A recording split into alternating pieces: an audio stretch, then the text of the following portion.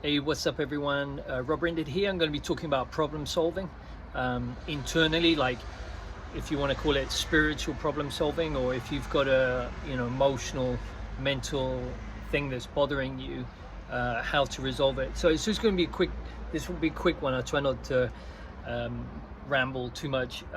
Firstly, the video I did, I think it was yesterday or the day before, I was talking about Oliveira and Chandler, the fight. I just saw it this morning on replay, and two super mentally strong athletes, and wow, I really enjoyed it. And Oliveira showed that he's rock solid mentally. I said that Michael Chandler in the other video had shown that he was rock solid mentally, so they both went in rock solid, and only one winner, and it was a good fight. The reason why I wanted to quickly talk about problem solving is because I'm listening to a podcast at the moment, Antti Pompliano's podcast with the creator of Synthesis, where Elon Musk's based on Elon Musk's school, so Synthesis. It's really fascinating. It's teaching kids to break out and to reprogram their minds to be problem solvers, because the industrial schooling system is where we have to rote memorize things, and never worked for me. And I'm excited about the Synthesis school. So the idea is kind of the schooling system teaches you what a screwdriver does, let's say, for example, but it teaches you. Now the way to learn is to work it out yourself. That's the only way to learn. And the guy who was being interviewed says that he believes like about 30 minutes a week is actual learning. Any learning is done. And if you have to do exams or tests at the end of a semester, it means you haven't learned anything if you have to revise for them.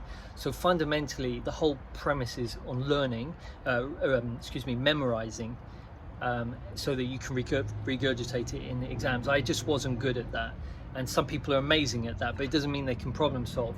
So the whole concept is problem solving, and that is just fascinating. It got me thinking about how I work, and I just wanted to explain a little bit about what's the difference between sort of problem solving with an engine, let's say, where they give you a screwdriver and you have to work out how to use a screwdriver yourself, which is fantastic, and then internal problem solving, when you have a problem that's going on in your mind, it's giving you emotions, and how to resolve it then. So before that, there's just one thing I want to say, that I'm big into this idea of error correction, which is intelligence. So or way of describing intelligence. So someone who says they're super intelligent and they can't error correct their behavior that's not intelligence. So someone who keeps doing the same thing again and again is fool me once, that expression. So error correction, I really like that idea. Now, when it comes to error correction externally, like engineers are extremely good at that. Elon Musk is exceptional at that. And so those, based on first principles, you can you do something, and then if it doesn't work, then you error correct. Or entrepreneurs know all about that. However, my experience of working with people far more intelligent than me, and I work with a lot of CEOs or people who high level tech people, physicists and people like that, is when it comes to their internal environment and working out how to resolve something that's bothering them, they can't do it, and they can't error correct, so they just keep doing the same thing internally. So it's almost like in their external world, they can build legacies and huge companies, but when it comes to their internal stuff, they're like complete dummies. I don't mean that disrespectfully, it's just the problem is that we can't use the same tools externally as internally. So we have mental intelligence externally is really important to error correct, but internally you can't resolve these internal worries and concerns and stuff with your mind, because it's far more complex and different angles, and that's why I get results with those people when they should be able to get them themselves. Just for an example, someone could say they have they have a problem with confrontation. Let's just take for example, and so them confronting people or having a confrontation is their problem. That's what they say it is. Well, if it was that, it would resolve it and they can error correct, but it's not that. It's never that, because whenever there's an emotion after a thought, it means you're believing a lie that I keep repeating, but it's difficult to get your head around. So I worked with someone recently, it's come up with me as well, like with confrontation, fundamentally what you're doing is you want to be right, and in doing so you're actually going to make the other person wrong, and that for a lot of people weakens them, or they might have a problem with being right. So you know, when people say I lack confidence, it's not that, it's something else. What was it yesterday I was watching? Oh yeah, I was watching, there's a documentary on Netflix called Dope, and there was a woman who was talking about her, you know, she's got an addiction to cocaine or base cocaine or something, and I was listening to it, and then she was talking and she said, oh, I just keep doing it and I don't know why, it's just because I'm so stubborn. Now when you listen to it and you're looking at it in the way I look at it, that word stubborn dropped, it was weak.